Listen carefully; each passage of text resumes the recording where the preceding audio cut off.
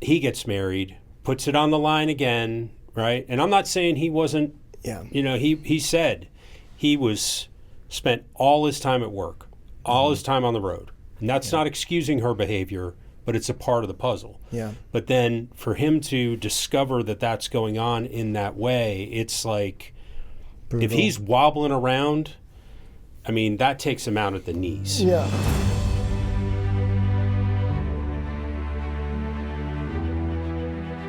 With God, there is always more.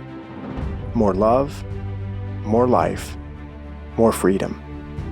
Welcome to Zoe's Exploring More with Michael Thompson. C.S. Lewis once wrote, "Our Heavenly Father has provided many delightful ends for us along our journey, but He takes great care to see that we do not mistake any of them for home." Join me and the team as we explore the kingdom together, discovering the deep truths and offering encouragement for the journey. There is always more. Welcome, friends and allies, to the Exploring More podcast. Michael Thompson here with S.J. Jennings, and we are coming to the end of one of our explorations of the Wild at Heart series that they have had out since October. And I think it's called Wild at Heart, the series. The Wild at Heart right? series, the series. And we're going to look at the last episode in that, which is episode 4, Sam. And we got to say Merry Christmas. This is dropping on Christmas. If you're listening today, stop you are the diehard fan, but also go be with your family. That's right. Or friends or wherever you need to be. So hopefully you had a Merry Christmas as you... maybe people are driving to their family's house whatever, listening to us along the way. You are entertaining. So, as are you. Well, thank you very much. Yeah, makes the miles go by. And we are, after Christmas, going to take just a quick break, and then back in January with new explorations, new series. Rumor has it we're going to do a series on hearing God, listening to His voice, experiencing His presence. And I'm excited about that because I remember when I was discovering some of that for the first time in my journey. So learning and unlearning. Yeah. Also, there's still time for Christmas. Let me just say, if you would like a free copy of the King Me book, just happen to have one. Reminds me of What About Bob when Leo Marvin is, there's a groundbreaking book.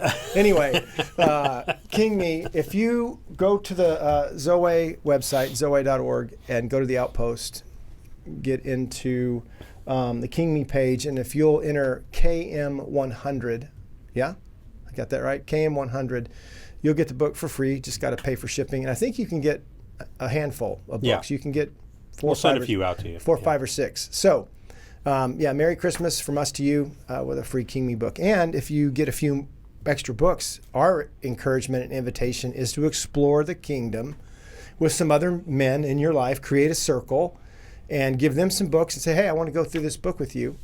And there's these yahoos that do a podcast that you can listen to. If you want to introduce some friends to the kingdom of God and the masculine journey, that's your book. And I would love for you to do that. So think about putting KM100 in the coupon code and getting some free King Me books. All right, enough of that. Back to exploring more. What I'd love to do, Kayla, can we just show the trailer of Sam? So I'm going to introduce you.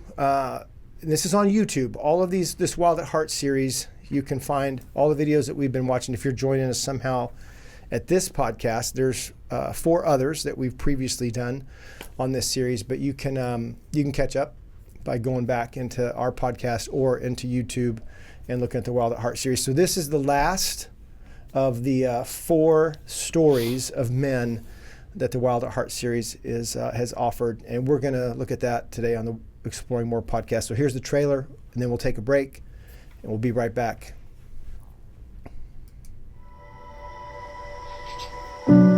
Everybody looked at Sam Ainsley and says, this guy has it all.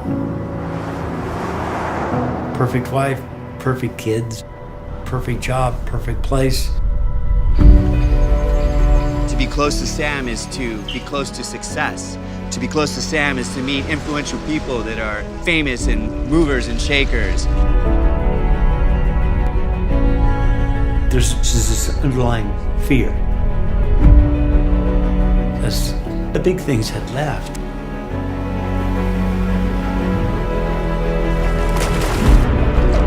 We spend our entire life climbing a ladder of success, only to find that it's resting against the wrong wall. I'm out of here. I'm out of this church. This is all a lie. I was good at keeping up appearances.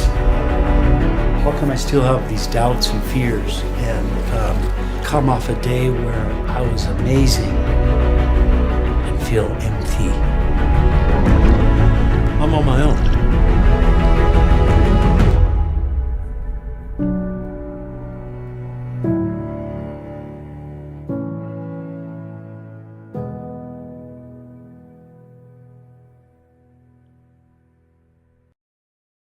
When I went to my encounter, I was invited by one of my elder sages and said, just come. So I went to be polite, and I thought it'd be a nice weekend to get away. But sitting up in the balcony one evening, God touched my life and showed me some things that I had been lied to about, and that I'd lived all my life believing. And from that one moment, I began to change. I began to see things differently. And that's translated to my family, because I could see some of the wounds that I bore. I pushed those wounds onto my son and daughter. And it gave me a great chance to think that through and then go back to them and have those discussions that I never would have had before.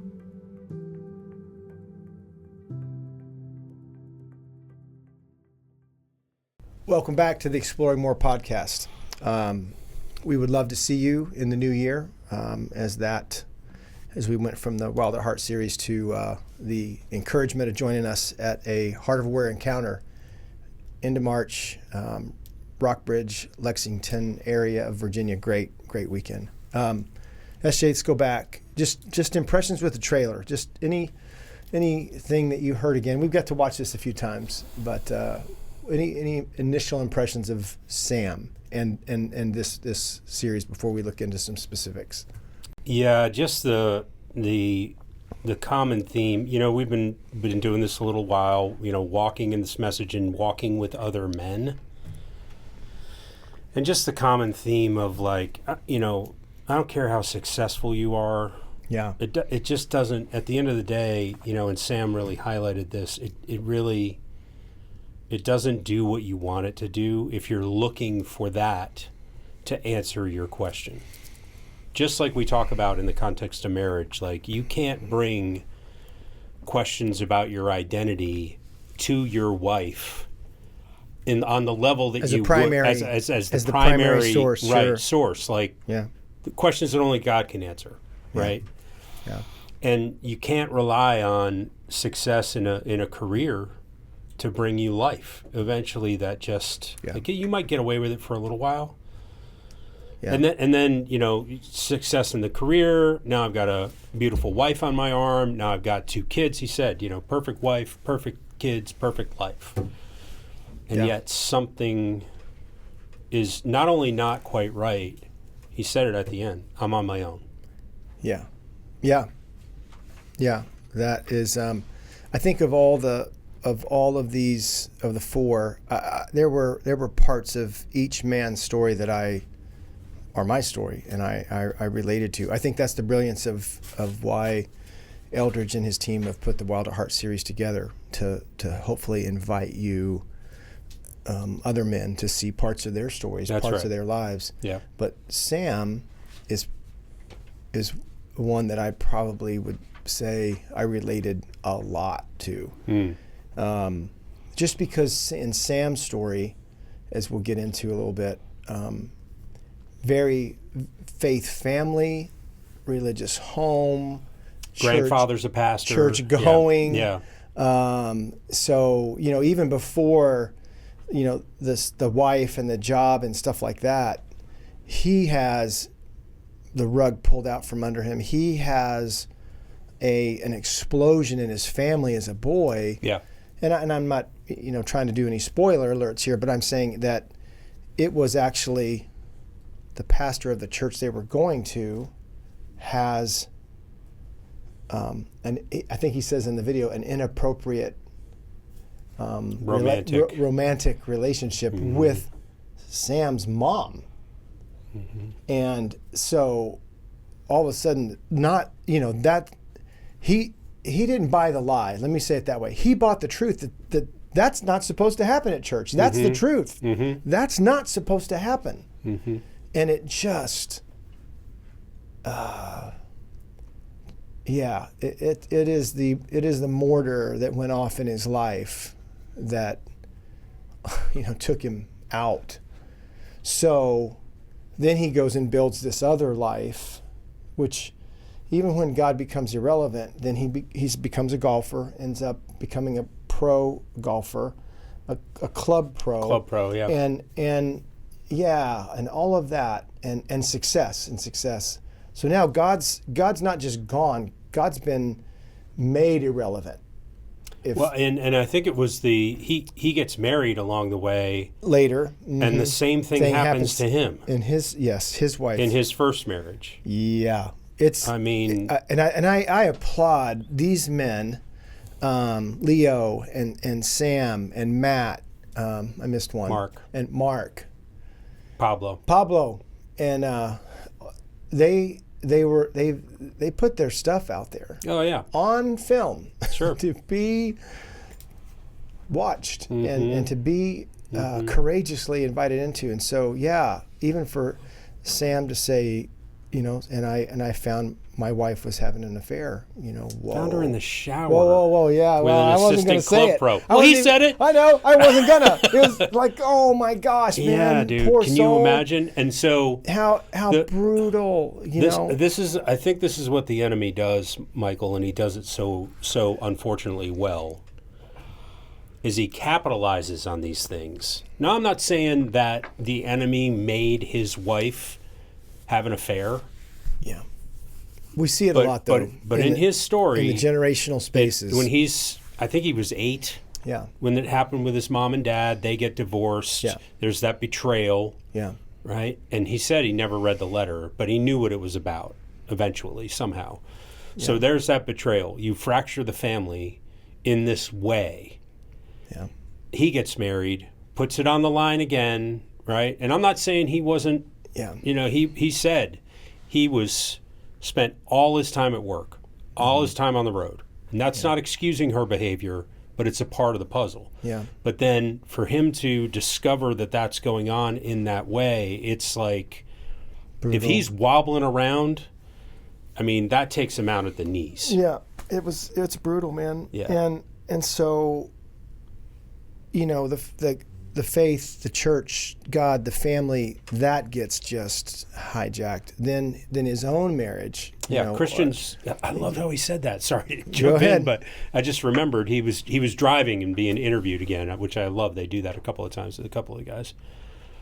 He said, "This doesn't happen. Christians don't behave this way." Yeah, this doesn't happen at church. So because this is happening to me, it wasn't like, in my mind, the way I heard it, it wasn't like my behavior is not appropriate for in the context of being a Christian. Like, because I'm a Christian, I shouldn't behave this way. No, because I'm a part of a family that broke up like this, and now I'm a part of another family, my family, Sam's, that broke up again. I'm disqualified from being a Christian. Yeah, that was the second one. Yeah. Like, for Christians don't have families that break up. Yeah. They just don't. So you must not be able to be a Christian. Because that happened to you. That's how he computed it as a boy. Interesting. And then, I think Sam's story has a lot of relevance to even the conditions that we put on God, Christianity, faith communities. I mean, it doesn't make you immune because it's people, and we're a fallen people trying to find our way home, and on that journey. There's a lot of things that can happen, and whether they're just natural things of accidents and people, we lose them. They leave us in this life, but then there's the moral lane, the moral and immoral. How. There's another part of loss that has to do with and has very, very vicious painful. If I had, then why didn't, when I was just exposed again to Grief Share, which is a beautiful, and I think it's like session 6 or 7, it's anger. And that part of grief, of anger. I mean, Sam is inviting us into his grief, and all these men are in the telling of their story.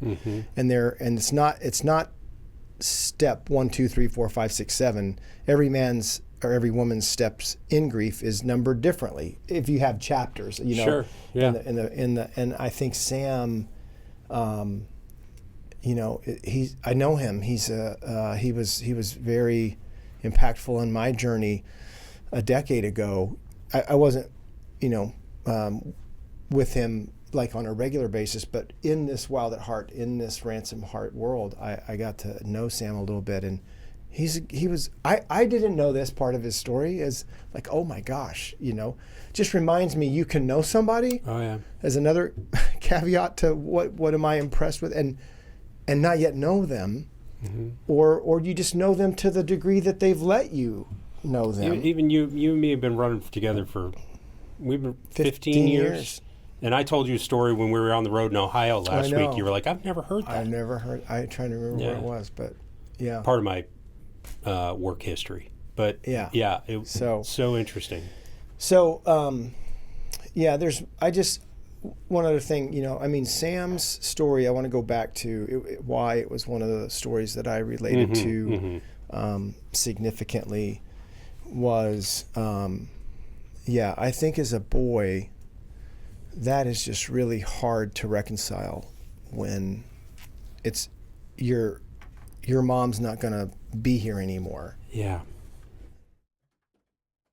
And why, or what did I do, or and to find out somehow, some way it's in the church. And he said this too, fascinating.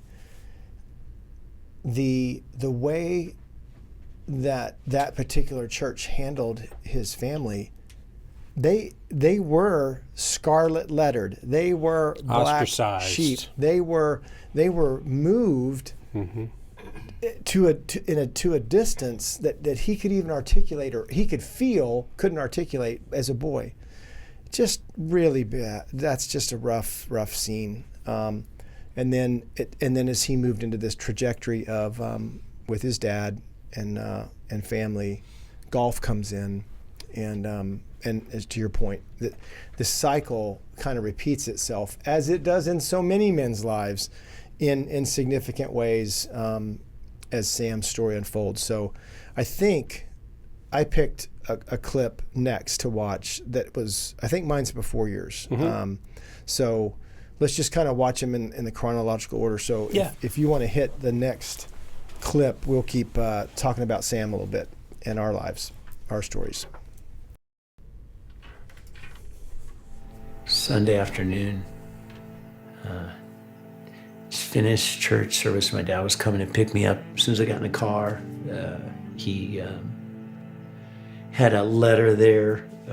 I didn't read it, but it was a letter that he said that he had found that was from one of the senior pastors to my mom, that described a relationship that, my dad described it as, this pastor pursuing my mom in a romantic way. And it just blew my mind. I can remember the place in the parking lot.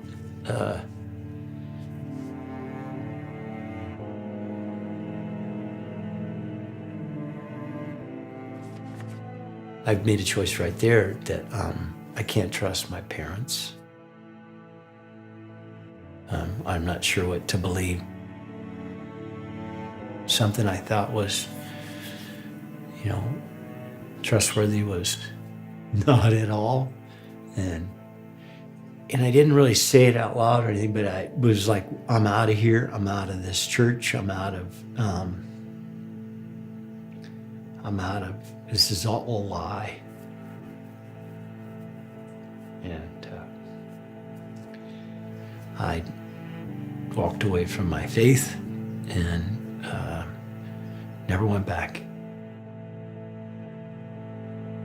There must be something wrong with us. The Ainsley family broke up. You can be a Christian and come from a broken home. Christians don't break up.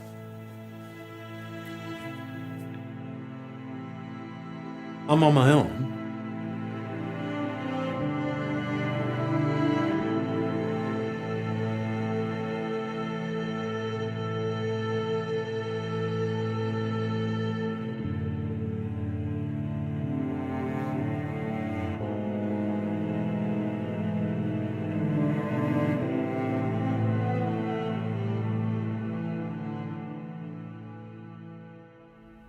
You dig this one?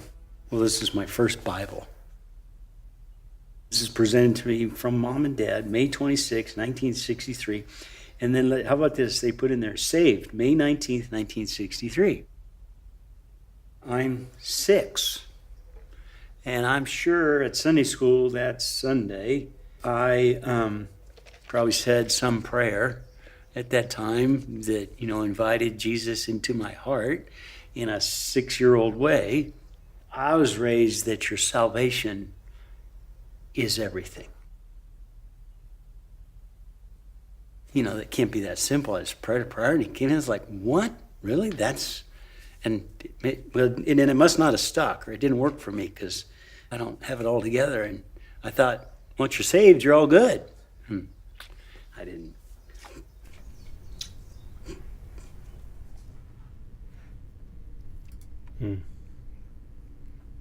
I mean, it's obviously still painful for him, just putting those pieces, having to put those pieces even back together, as a man who sees it differently looking back than a boy who saw the pieces in those moments and interpreted them, powerfully, significantly.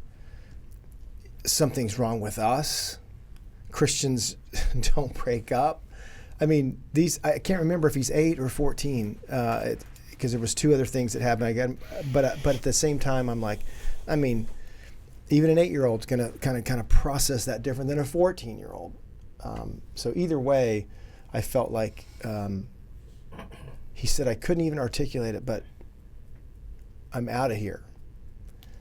I wonder what that must have even looked like for a boy. Sure. To make not just those kinds of statements, those kinds of declarations, like, I put all these pieces together and this is equals, these variables equal this, the algebra of that scenario, back then. And this is before, Sam becomes a golf pro, like we said. I mean, it's beautiful. He did some developments in Hawaii. That's why this is filmed with some of that backdrop. But as he looks back, did you see the picture? And it's torn. It's his, I think, 3-4 brothers and sister. Yeah, there's 5. It looked like there's 5 of them all together. But then there's the one that's severed. Fascinating. I mean, I don't know that they did that for the production. It was interesting though for how that came out. It was how the trauma of their family and what happened, the results to his young heart. Yeah, it's interesting how it sounds to me, and you know him way better than I do, know his story better, but just from this video, it sounds to me like, he kind of put all of his identity eggs in the basket of Christianity and church. Like, this is who we are. This is what we do. This is our family. SJ, I'm telling you, I know you didn't grow up that way. If you grow up that way, that's what you're instructed I wasn't to saying, do. I wasn't saying that was some kind of something he did. That was done. That was done to him. Right, and so through the church. Right, whether it's done to you or it's a decision you make later on, the pattern that you see emerge is,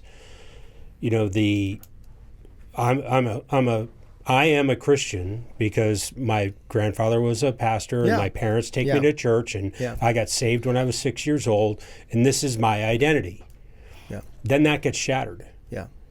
So he goes into life now, fast forward 20 years or whatever it was, and now his profession becomes his identity.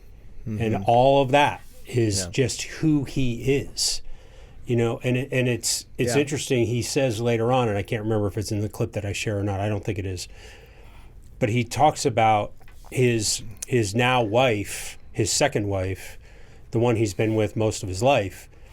He can just be himself around her. He doesn't have to be on and performing.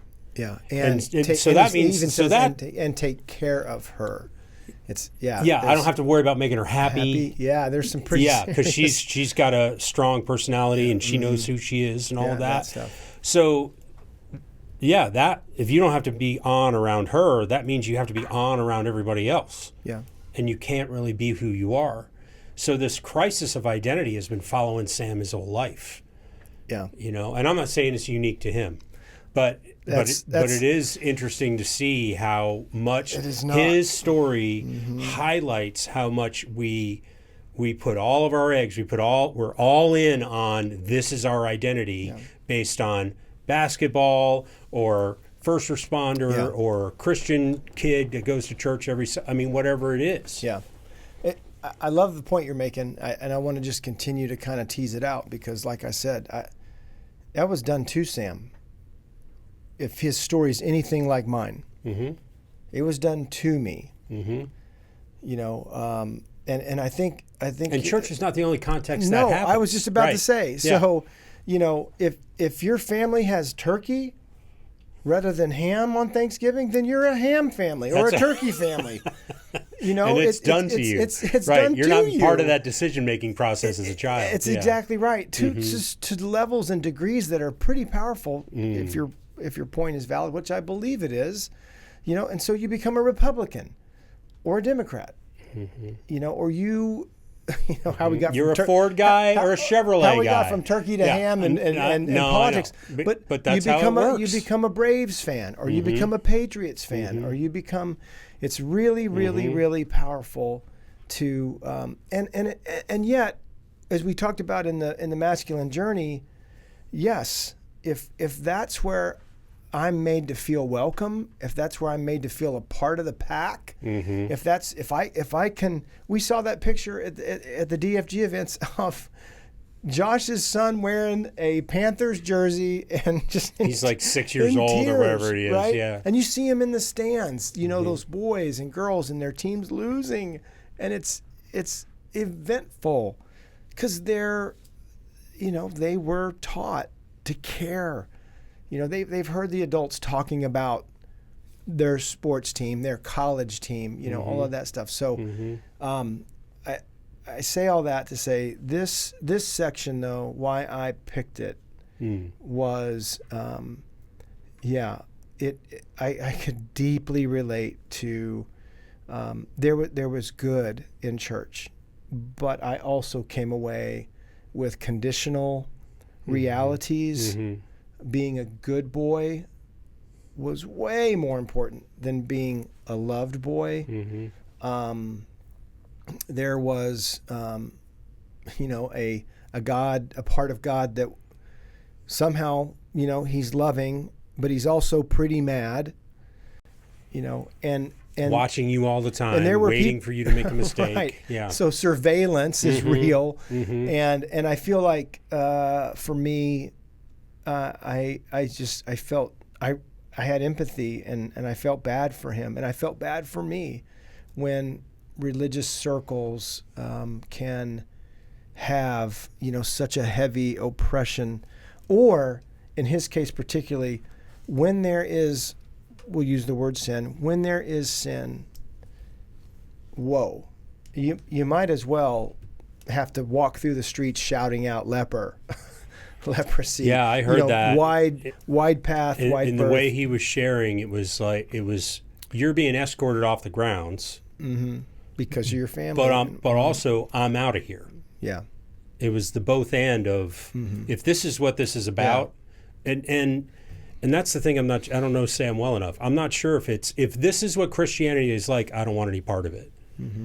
Or if it was I must not be a good enough Christian because this happened to me, so I'm out of here. I think you could. I think it's the latter, but I think you're bringing up a great point. Take your pick, and maybe it's a mixed drink of the two, because I think that is it's two sides of the same vow coin, right? Yep. I heard him share the agreements that he was making. You know, this is not what happens if you're a Christian. We don't do this. Yeah. Some of those things. We're broken, was something he said. Yeah, broken. Yeah, fan. and then and it leads to the vow I'm on my own. Yeah, and I think let's just come up to that. I think you're bringing up a great point about vows and agreements, and let's bring the overview of it. You know, because Sam experienced these things as a young masculine heart on its journey. They had a huge impact and a huge effect. And that's why I think we're so keen on the idea of you're going to need to experience something different. Not just know about, not just read about, not just sing about.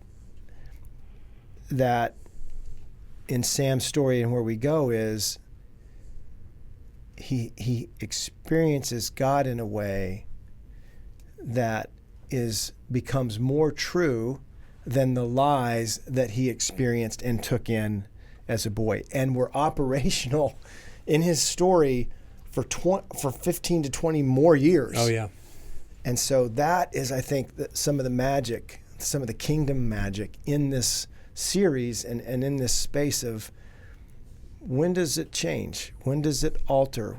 Now, books are great. Wild at Heart, Heart of a Warrior, King Me. These are good resources, but they're still, and even Scripture, for goodness sakes, they're still inviting you to have your own encounter and your own experience when you actually are putting the book down and something else is going on. Mm-hmm. I remember reading C.S. Lewis and Mere Christianity. Something else was happening. Mm-hmm. Not just the reading of his words, but something else was happening to me. Yeah. And it's that. You might think it's the book. Easy to associate with it's the book, and we hear it. People are very grateful for some of the experiences they've had, but we were involved, but what they experienced was something much better than us. I think so. the books and the way Sam talks about Wild at Heart as well. It's funny to me. He said he was listening to a bootleg copy of a talk John gave, and I think the great honor, the great privilege that we can all experience is to be a catalyst. Yeah. Right. So here's you, here's God, and somehow together, God in his way, is in his grace, is in his economy, says, you know what? I'm going to give this package to Michael to give to Caleb, so to provoke something in Caleb to bring him closer to me. Like we get to, as we move through the kingdom, we get to be the catalysts. Yeah. The delivery boys, however you want to say it. The waiter, the bus, that's right. The waiters and the guy that comes in with a giant tray. I mean, whatever. Right. But it's a really cool way that God works in that way. Yeah. I think too with Mark, right? He's the first one we said. The artist, I mean, Mark in the first one is talking about such anger that he had. Well, Pablo and Sam are talking about just passivity, just checking out. Just moving to the corner. Yeah. And it's just a very interesting, how I think these stories are helpful to inviting a man. The biggest thing that he starts to talk about in this one, and then we can watch the clip that you brought up, was trust. Mm-hmm. At a young age, I can't even trust my parents. I can't even trust my parents. Yeah. So here's these two institutions, parenthood and church. Together, they go badly. What is a kid? I mean, I wonder how many of us, what's he going to think? If I haven't met a man, when you speak to him long enough, that doesn't reveal that he's believed the lie, I'm on my own. Right. So I wonder how many men would agree with, yeah, at some point I just decided I couldn't trust my parents. Mm-hmm.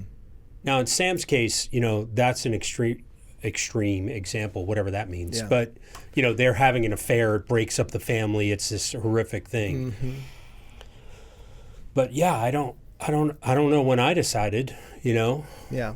I have to do some more work on that to decide, like, when did I decide my parents weren't safe? Maybe it's a better way to ask it. That's a very interesting way to say it, and yet very appropriate to, when I've heard your story, I'm not going to tell you this is what you should say, but yeah, I think when you've told me that my feelings didn't matter, I would nominate that one. Mm-hmm.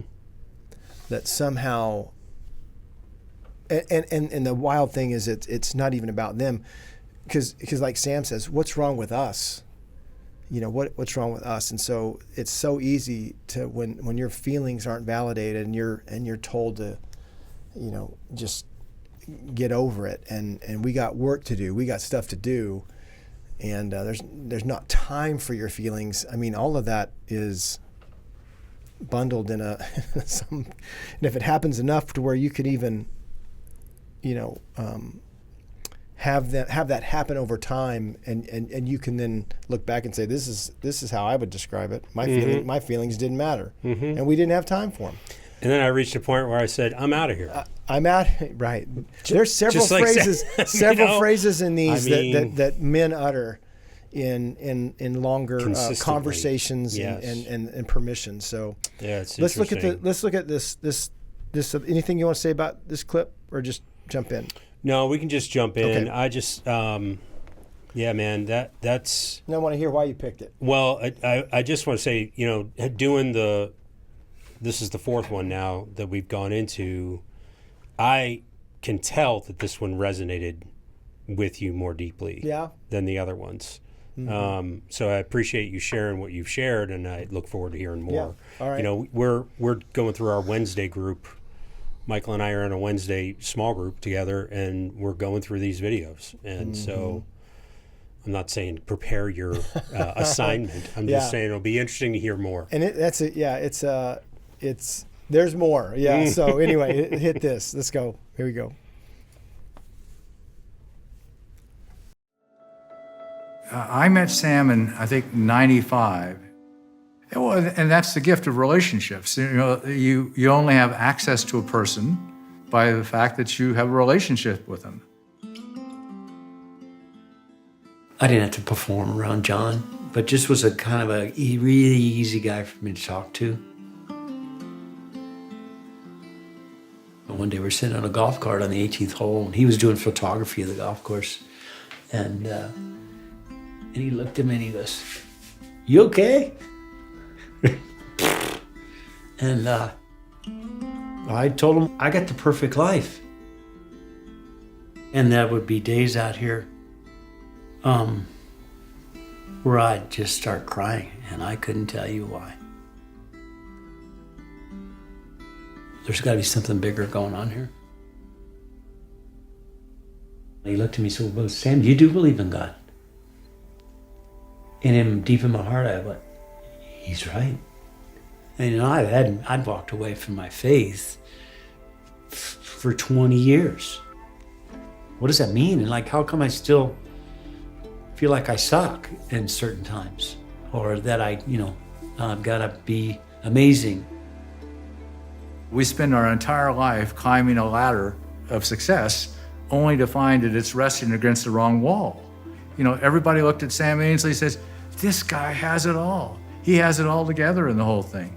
And yet, and I think that's one of the things that's really does a number on our heart, because we know better. We know we haven't got our shit together, and yet others think we do. I get these tapes A bootleg copy of John Eldridge giving this talk at a men's retreat, and he was talking about this notion that you could live from a full and true heart as a man. There was a wholeness and a freedom that was available, but that there were some things that were in the way. I had doubts about myself, or where my strength comes from, or if we have strength, or how to get loved and what I would do to get loved. Those were parts of it, but they weren't the truest parts of me. To name that, to face that, and to, and in some cases reject that, helped me see that I'm not alone.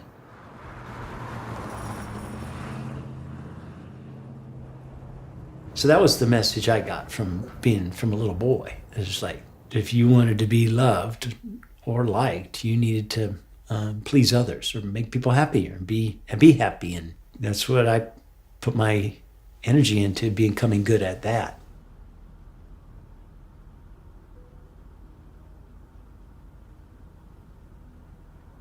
Yeah, I feel sorry for that 15-year-old guy. And he got bushwhacked, and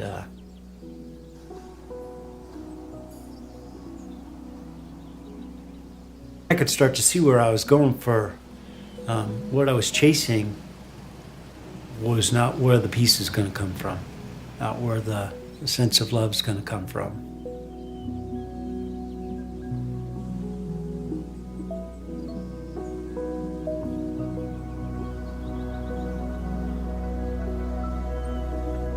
My worth, my sense of who I am, my identity is not based on my performance. That rang true with me. Like, okay, now somebody's being honest.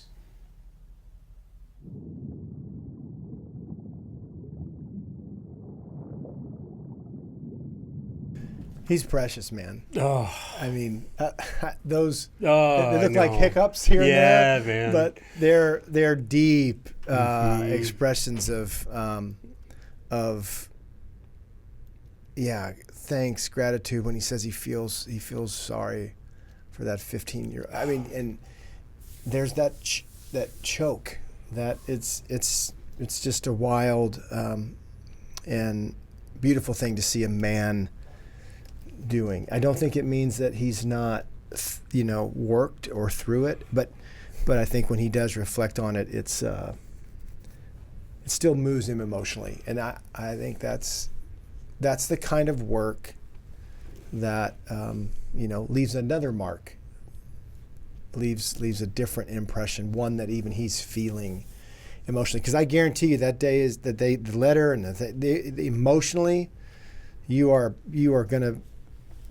gonna feel something, and whether it's the shame that comes from a family that it's not supposed to happen to, or the fear that, well, if this happened to my family, what do I know about being married? Or there's another part in there where he's kind of expressing that he's always looking back, like, when is this going to catch up to me?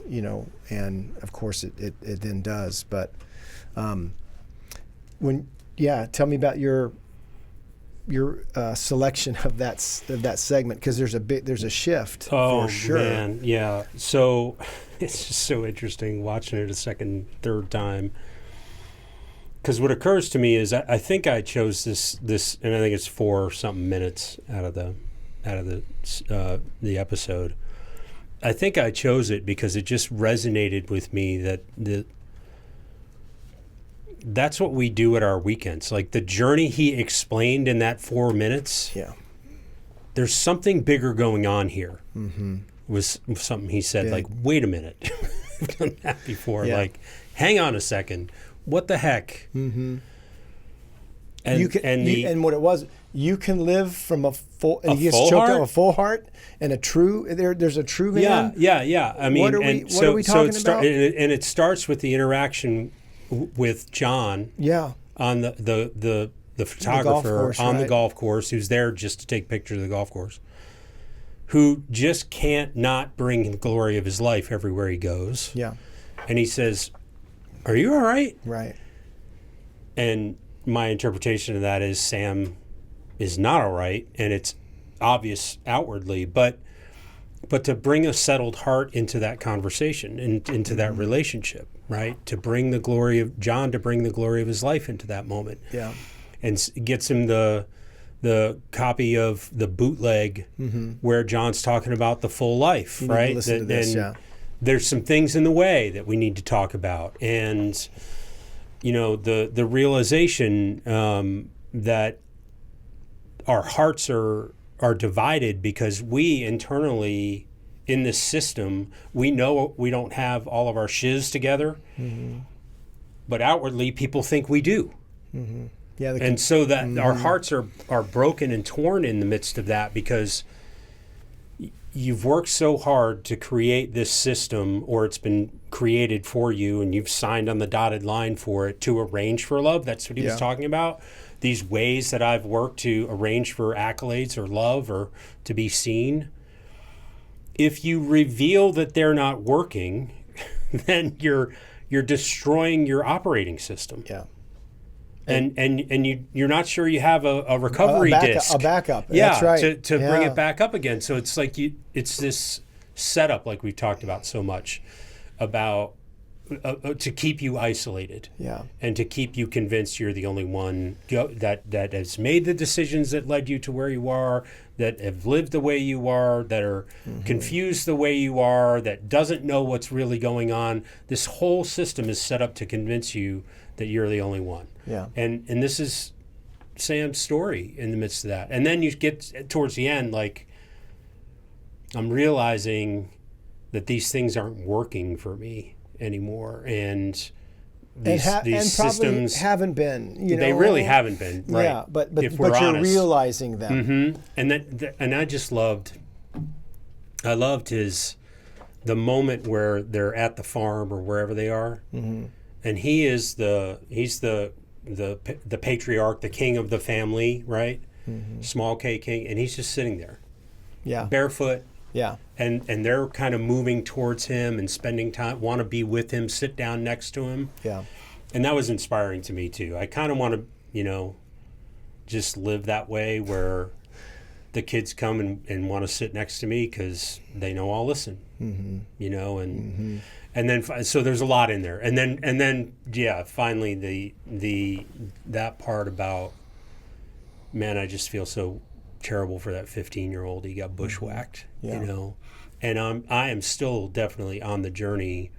I can have a lot of empathy for another man who tells me his story and what happened to him when he was a child. I know what you're going to say. It's still hard for me to feel that way about myself. My own story, my own part of me, that part of my story. So that's a lot. Yeah, yeah. So I think to add to that beautiful observation, I would say that John, when he's talking, Winton in the trailer, all the way back to the trailer, my friend Winton, who's on the rocks, kind of the bearded guy, he's talking about to be with Sam is to be with, these, and to feel that. You're with the movers and shakers and the important people. So what is wild is to be with redeemed Sam is to still feel very much that way.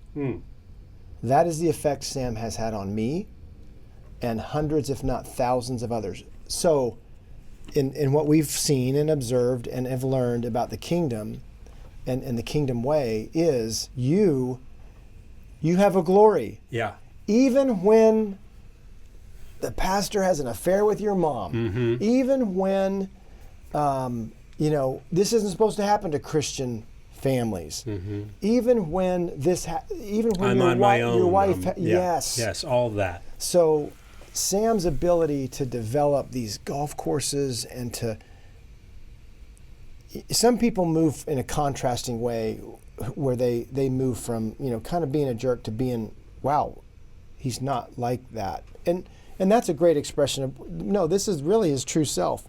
But Sam's quiet and the gravitational pull to Sam because of Sam's way, it was there before, but it was just, as he said earlier, there was just stuff actually like in the way between all of that. And the enemy was at work. Smudges on the lens. So to move, to be able to move some of those things out, to do some of the work that Sam did, he still has an anointing and an ability. And now it's not so uncertain. Back to, I have to do that to earn your approval. Now I get to do that. I get my approval over here, and I get to bring that. Does that make sense? I think it's just a brilliant part of this idea of redeeming and recovering your true heart, your good heart in the masculine journey. We've all been down that pit. We've all and they're still going to keep firing at you at 60, at 50, at young Caleb in his 20s. So to be oriented and to see these stories of becoming oriented and having that moment where, like, wait a minute. Wait a minute. You're telling me, wait a minute. And it's not just one moment. It's going to take several of those moments. I love it. I think these are helpful. I think the series invites conversations, and this is back to the C.S. Lewis quote that we found some years ago, that friendship is birthed when one man says to another, wait a minute. There's that way. You too? You too? Yeah. It happened to you too? Yeah. And not let me tell you about me, but tell me more. Wait a minute. And leaning in. I thought I was the only one. I thought I was the only one. Right. Yeah, man. Right. So yeah, really quickly, I think it's interesting that part of the journey, and I'm sure it'd be really interesting to hear this part of the story for Sam, because I think what I thought was, I become a Christian, I'm a new man. The old me before I was a Christian, all that shiz is gone, and now I'm just a different guy. But really what I've found is the journey is figuring out, like, what is the truest part of me? Because, like you said, there was a glory that was coming out of me when I was 7 years old and became helper to my dad and to my parents and all of that, and my feelings didn't matter and all that. There's a glory there. Yeah. So it's... If it's anything, it's interesting to go on that journey of figuring out what's really the true self and really the false self. I want to confess this, and I want to invite this at the same time to our friends, to our listeners, to our allies. Hey, the last thing, it's not even on the board, so I'm not even going to put it on the list as if it's the last thing on the list. It's not even on the board. It's not simple. It's beautiful, it's wild, but everything that we're talking about, that they're talking about, that these stories are talking about, there's ingredients that are critical, that are significant to the healing path, to recovering your true heart, to overcoming the crap that happened, the marks that it left, the lies that you believed. I mean, and yet, the more we've walked in it, I think, I'd say a cockpit, on an airplane. It's not simple unless you're the pilot.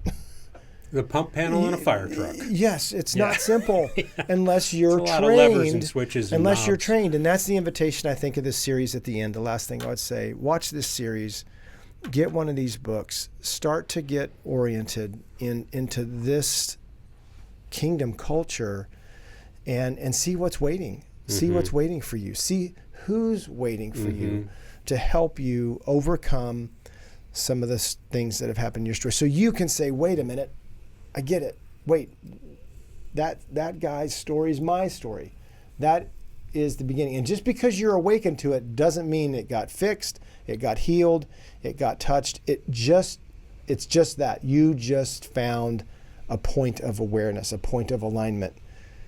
Go in that direction. And I think the opportunity to bring God, invite God into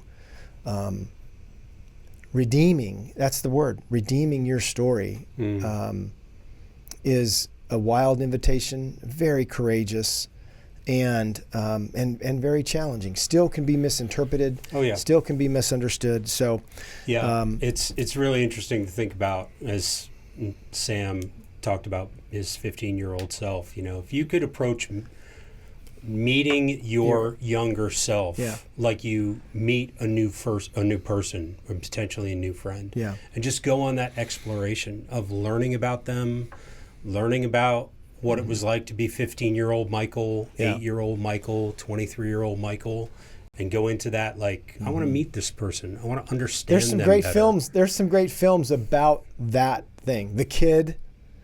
Yep. You know, going back to young. Anyway, if you haven't seen Disney's The Kid, there's the plug for that. But hey, friends, because this is dropping at Christmas, Merry Christmas again. Yeah. And let us know what you heard. Right. Yeah, in the comments. I would encourage you to grab some guys, order your books, zoe.org, go to the Outpost, KM100, get some King Me books. Use these videos to kick off your group, to get into the stories, and then move through King Me for the next several months. Join us in March for the Encounter Weekend.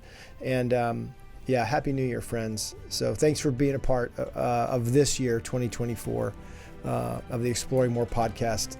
Merry Christmas. Happy New Year. We'll see you in 2025.